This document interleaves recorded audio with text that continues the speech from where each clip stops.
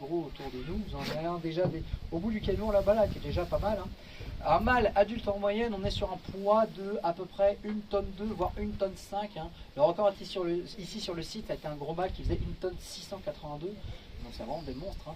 Et lorsqu'ils se battent, ils se rentrent dedans tête contre tête et le choc équivaut environ à 7 tonnes de pression à l'impact. Quand ça cogne, ça y va et ça y va vraiment franco. Hein. Alors si vous comparez la tête d'un bison et la tête d'un taureau, vous pourrez constater que la tête du bison, mâle comme femelle, mais chez les mâles c'est encore plus flagrant, est très large, très épaisse. Hein. Et la boîte crânienne du bison, on est sur un peu plus d'1 centimètre d'épaisseur de boîte crânienne. Hein. Donc il faut au moins ça pour supporter un tel impact quand même. Alors comme c'est un combat, forcément il y en a un qui gagne, il y en a un qui perd. Hein. Si c'est le mâle fort qui gagne son combat, rien ne sera changé pour lui. Il va pouvoir garder son statut fort, ses femelles, se reproduire, faire sa vie de bison absolument sans souci. Par contre, si c'est le mâle moyen, donc un mâle qui est généralement plus jeune, qui n'avait pas encore de femelle, qui détrône le gros mâle fort, eh bien là c'est une catastrophe. Car l'instant où le mâle moyen détrône le fort, il récupérera non seulement le statut de mâle fort, mais également ses 10 femelles. Ce sera immédiat, sans délai. Et c'est un peu comme un Koh-Lanta, voilà. Vous voyez le flambeau, c'est pareil. La sentence est irrévocable. Et il n'y a pas de retour, c'est impossible. Donc littéralement, le mâle déchu, le mâle perdant, s'isole loin du troupeau pour se remettre physiquement dans un premier temps, mais aussi et surtout psychologiquement parce que le pauvre gars s'est pris à tirato d'un coup. Voilà. Hein, la charge émotionnelle n'est pas tout à fait la même. Et réintégrera le troupeau même que quelques semaines, voire quelques mois plus tard. Donc littéralement pendant 1 an, eh bien, il ne pourra pas se reproduire. C'est la dure réalité.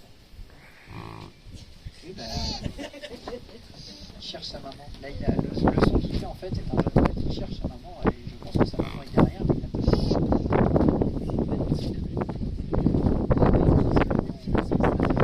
Là, vous êtes sur des petits, juste en face du camion, c'est des petits qui sont cette année, hein, qui font déjà 5 mois.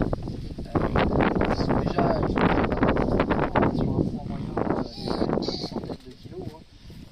Un mâle, donc on est sur à l'âge adulte, un mâle entre 1 tonne 2 et 1 tonne 5, une femelle sera plus svelte. Hein, une femelle, on parle de 600 à 800 kg un poids adulte, hein, c'est déjà beaucoup plus gros qu'une vache, mais beaucoup plus svelte qu'un mâle. Hein. Donc après la période de production, pour qu'il y ait ces petits, il faudra 9 mois de gestation, comme chez nous et chez la plupart des mammifères d'ailleurs, pour donner naissance à ces fameux petits bisonneaux qui, à leur naissance, naissent de la couleur rousse. On dit qu'ils sont roux comme des renards, donc relativement clairs, et vont rester de cette même couleur tant qu'ils vont boire entièrement le lait de leur mère, qui équivaudra à 9 mois également, à 9 mois de gestation, 9 mois de lactation.